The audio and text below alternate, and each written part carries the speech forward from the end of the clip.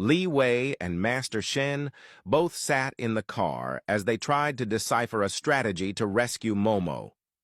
Master Shen focused on his laptop, clicking away, frustration etched on his face, clearly showing that he didn't want to waste a moment. He paused for a moment, then looked at Liwei and told him that it seemed like his cousin Kai was snooping around his house. He said so as he glanced at the live CCTV video of Liwei's house on the laptop. Liwei laughed a bit, but didn't respond. Master Shen looked at him, seeing that he was not surprised at all, as if he had already known it. Moving closer, he asked him if he was already aware of it, and if he had invited Kai to his house on purpose. Liwei, looking at Master Shen, stated that that was the only way he could test him, if he was really loyal to him and truly on his side, like he claimed. He added that he did invite him on purpose, made the entrance to the secret room visible on purpose because he wanted to see what Kai was going to do. If he found out his secrets and acted quickly, it would tell him how loyal he was. He had laid the trap on purpose. Master Shen looked at him, a bit surprised, and told him that he was slowly becoming better than him at this. Liwei, keeping his eyes on him, told him that it was because he had learned from the best, and what he knew was that he always had to be 10 steps ahead. Changing the topic, he asked Master Shen if he had thought of something yet, saying he was afraid time was ticking and that they couldn't just keep waiting. He asked if they should continue with the search and try to map out places that could possibly be used to hold someone hostage. Master Shen looked at Liwei and stated that they were not going to look for Momo. Liwei, confused, asked him what he meant, insisting that they needed to act fast and couldn't wait. Master Shen, still keeping his eyes on him, told him that they would let Mei come looking for them instead, and she would deliver Momo to them herself. There was no need to waste energy searching. Liwei looked at him, still confused. Before he could ask what he meant, Master Shen told him that he would see. He instructed him to make a U-turn. Liwei hesitated for a moment but chose to trust Master Shen, made the U-turn, and drove back. Meanwhile, Kai stood by the secret room entrance, wondering what it was and why Liwei had such a place in his house. He thought of going in, but hesitated. He pressed the switch again, closing it, then walked back to the living room where Amara was already seated. Looking at her, he smiled and told her that he was doing a house tour. Amara looked at him and asked if he had found anything interesting. Kai took a seat and looked at her, wondering if she was aware of the secret entrance, or if Liwei was keeping her in the dark. Smiling, he told her that he hadn't found anything interesting. Changing the topic, he told her to ask him anything she wanted to know about Liwei, suggesting that maybe she might discover something intriguing. Amara, trying to think of what to ask, looked at him and asked how Liwei was growing up, if he had always been this guarded. Kai laughed a bit and told her that he was the complete opposite. They used to call him the prank master, and he was a very funny person. People always laughed around him because of the amusing things he did without even trying. Amara looked at Kai, shocked, and stated that one would not even think that about him. The way he was so guarded and serious, she wouldn't imagine him as a funny person. Kai, still keeping his eyes on Amara, told her that he thought Liwei was slowly coming back to that side of himself. The last time at the resort, when he had come out covering her with a bedsheet, he and Ming had thought it was funny. His expression turned a bit serious as he thanked Amara for slowly bringing him back. He said that when he heard Liwei was back in China, he had dropped everything back in Korea to return and be by his side, to help him heal, only to find out that he already had someone by his side helping him heal. He said he was really glad she showed up and hoped she wouldn't walk away from him and break him all over again. Amara smiled and told him that she would never do that, and that she was afraid she was stuck with him till the end of time. Kai teased and told her that she was really stuck with him because Liwei was the type to kidnap her if she dared to walk away. They both laughed at the joke. Kai looked at her, happy to see her a bit better, and thought about how glad he was to calm her down from whatever she had been worried about, though his mind still drifted to the secret room. Meanwhile, James and May made their way into the house. May, looking at James, stated that she hoped getting rid of the girl wouldn't cause more problems. James held her closely and told her that it wouldn't, that they always knew how to handle things, and if anything happened, they would navigate it together.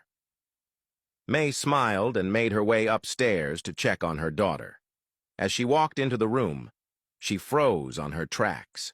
Her whole body went ice cold. Her eyes widened as she panicked, seeing the place completely empty. Everything had been taken away. The whole room was totally bare. May stood there, still frozen on her tracks, and finally snapping, she screamed as she looked around the room, wondering where her daughter was, as panic surged through her. James immediately rushed in, and as he walked in, he was also surprised to see the room empty. Looking at May, he asked what was going on and where their daughter was. May, still panicking, told him that she didn't know, and that she had found the room like that. They stood there, their heads spinning and hearts racing at the sight, as if no one had ever been there, the whole place completely empty. May turned to James and looked at him, asking if he had done this, if perhaps he had found out and decided to get back at her. James, confused, asked her what she was talking about and what he could possibly have found out. Frustrated, he told her that it was also his daughter missing and that she was insane for thinking that way.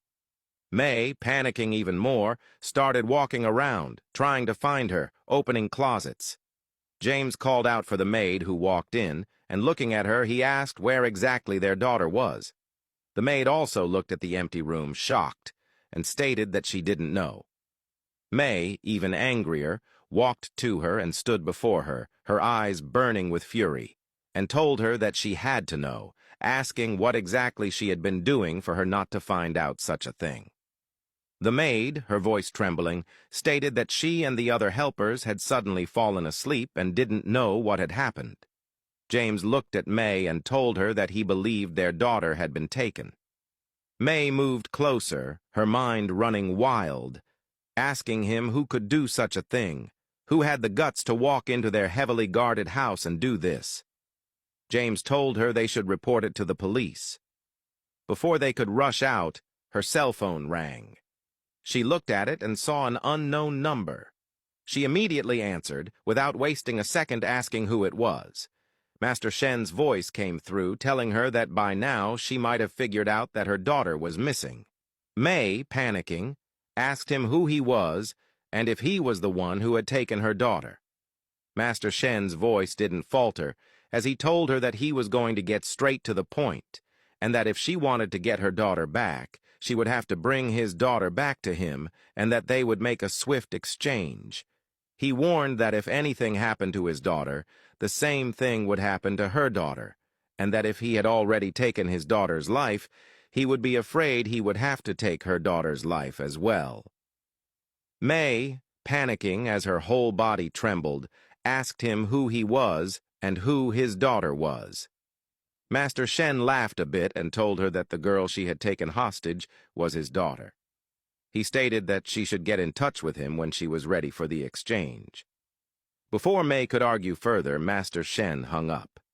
Meanwhile, Momo sat there, her heart pounding, as the masked man pulled out a gun and adjusted it, ready to shoot. She slowly closed her eyes and said a silent prayer. She thought about how, if this was her last day on Earth, she wanted to leave it on a clean slate. How she would have loved to see her loved ones before she died.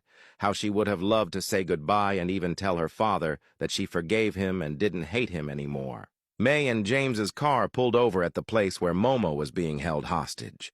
They both made their way out and rushed toward the place, and as they neared it, a loud gunshot echoed from inside.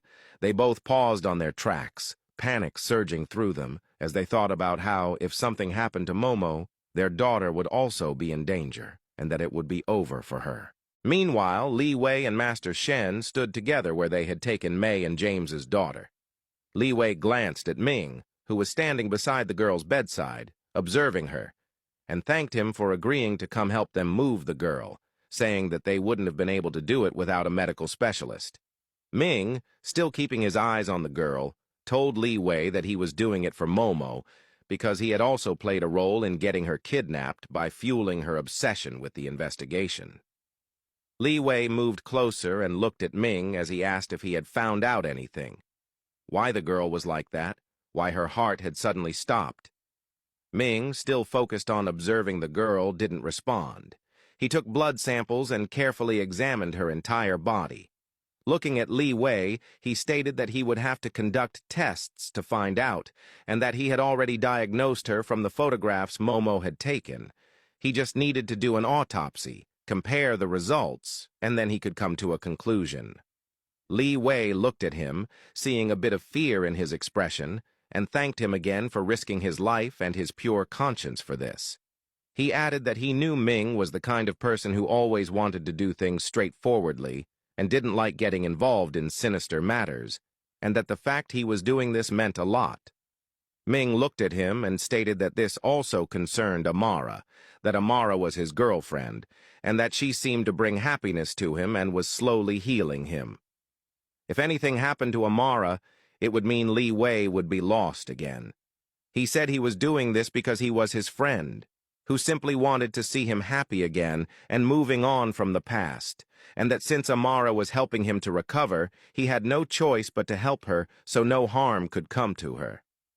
Liwei remained silent as he looked at Ming, his words sinking in. He knew Ming wasn't the kind of person to love getting involved in sinister things, and the fact that he had placed that aside for him meant a lot. He wondered if he could lower his guard down for him and trust him. He looked around and realized that Master Shen had stepped outside, and he immediately walked out. He noticed him standing alone, looking at his cell phone. He slowly walked toward him and stood by his side. Master Shen asked if he thought Mei would call back. Liwei told him that she would, and that what he knew was that Mei truly cherished her daughter's life and would want nothing to happen to her, and that she would definitely call and make the exchange. He looked at Master Shen, realizing how worried he seemed. It was the first time seeing him that way. He had always known him to be tough, even tougher than him. Breaking the silence, he asked Master Shen why he had kept the fact that he had a daughter hidden from him. Master Shen looked at him, and before he could answer, his cell phone rang. A glimpse of hope flickered through his face as he saw Mei's name on the screen. He immediately answered, hoping she was ready to make the exchange, her daughter for his daughter. Master Shen immediately took the call, and Mei's voice broke through, stating that she wanted to do the exchange and that his daughter was with her. Master Shen asked if she was okay, that he wouldn't find a single scratch on her. Mei stated that she was fine and asked if he wanted to talk to her.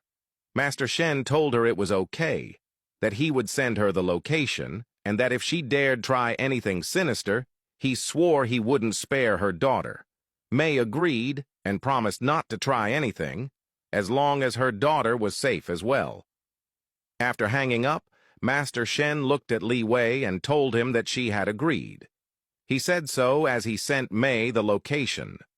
Looking back at Liwei, he told him he could go home, that he didn't want to involve him further, and that if Mei found out he was also involved, it would complicate things further for him and Amara, causing them even more problems.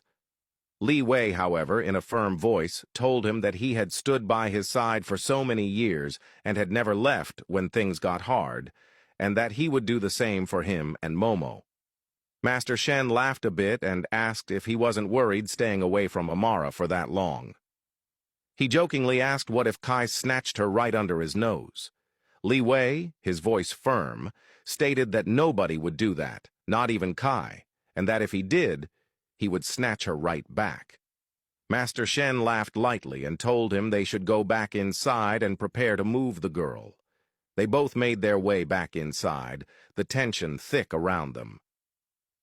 After a few hours, Mei's car pulled over at the agreed location, and Master Shen was waiting outside with Mei's daughter by his side, wearing a cap and face mask to hide his identity, while Liwei stood guard inside in case something happened. Mei got out of the car with James, who carried Momo in his arms. Mei stood there, seeing her daughter, her instincts telling her to run forward, but she stopped herself and kept her composure. Looking at Master Shen, she stated that she had brought his daughter like she had promised. Master Shen glanced at Momo, who was unconscious, and before he could say something, Mei told him not to worry, that she had just passed out from being scared, and that she would be up any moment. She insisted that they exchange quickly and stop wasting time. Master Shen scanned the surroundings to make sure there wasn't anything sinister before pushing the bed toward Mei and James. James slowly walked over to him with Momo, and meeting in the middle, they carefully exchanged the children. Master Shen held Momo in his arms and checked that she was breathing and okay, which she was. James walked back with his daughter. Master Shen looked at Mei and told her the deal was done and warned that he hoped she would never try such a scheme again because next time he wouldn't be lenient or make deals with her. Before he could walk away, Mei stopped him and asked who he really was and how he had managed to break through their house with that kind of security. Master Shen, still with his back turned, told her that he was someone she wouldn't dare cross before walking away. Mei stood there for a moment before getting into the car and driving away with James and their daughter. Master Shen made his way inside with Momo, and Ming ran over to check if she was okay. Looking at Master Shen, he stated that she was fine, just a bit traumatized. Master Shen handed Momo to Liwei and told him he could take her to his house. Liwei, confused, told him that this was the best time for him to reconcile with his daughter, and that he wouldn't just take her away. Master Shen told him it was better that way. He also instructed Liwei not to mention to Momo that he was the one who had rescued her, and that he should say it was someone else. Looking at Ming, he told him not to mention anything to her either. Liwei, still confused, asked why it had to be that way. Master Shen stated that it was better this way, and that he would explain everything when the time was right. He looked at both Liwei and Ming and thanked them for their help before walking out, leaving them standing there. Liwei made his way back to his house, Momo in his arms. He couldn't wait to see and surprise Amara. He knew she had been so worried and hoped that seeing Momo safe and sound would make her feel much better. As he made his way deeper into the house, his heart tightened as he saw Kai sitting there beside her, so close as they slept. The scene on its own made his blood boil. Liwei stood there watching them before making his way to the room and laid Momo in bed carefully, then immediately rushed out, his movements sharp and precise. He walked back to the living room and immediately yanked Kai away from Amara. Noticing a bracelet on her hand, he quickly took it off, then grabbed the bouquets of flowers and tossed them into the trash can. He moved closer to Amara as he was about to take her in his arms. He glanced at Kai, who was fast asleep, his gaze piercing and calculating, and something immediately crossed his mind. He walked over to the cabinet and took out a marker and made silly drawings on his face before waking him up, telling him he should go back home. Kai slowly opened his eyes and stood looking at him. He asked him when he had gotten back, and Liwei, keeping his eyes locked on him, told him he just got back. Kai, moving closer, told him he hoped he wouldn't be mad at him for being too close to Amara and that he had fallen asleep while they were watching TV. Liwei stood there, his sharp gaze fixed on him, and immediately forced a smile on his face, telling him it was okay, that he understood, and that he was not mad at all. Kai smiled a little before walking out, and Liwei swiftly carried Amara in his arms and walked to the bedroom with her, moving quickly to freshen up. He laid down beside her as he held her in his arms. He slowly caressed her face and gently kissed her forehead as he watched her sleeping. His mind crossed over to Ming, who had diligently helped him. He thought about how his suspicions had been wrong and how he was ready to trust him. His mind drifted to Kai, who was the only one left. He thought about how the trap he had set for him would either make or break them. And he thought about how deep down he wanted him not to betray him. He was his friend, and someone he had been close to growing up. He glanced back at Amara and kissed her forehead again before drifting to sleep, still holding her in his arms, the night quiet around them, the tension slowly easing. The following morning, Amara slowly opened her eyes and found Liwei lying there beside her. She immediately sat up, her thoughts racing to Momo. Liwei opened his eyes and looked at her, asking if she was okay.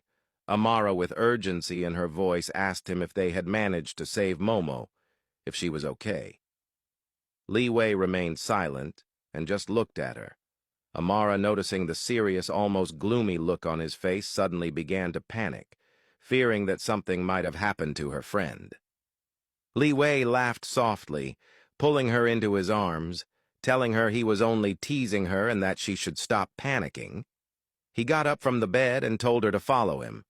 Amara followed him to the guest room, and as they walked in, she stood there, her face lighting up as she saw Momo fast asleep there, safe and sound, the relief washing over her like a wave, her heart finally steadying.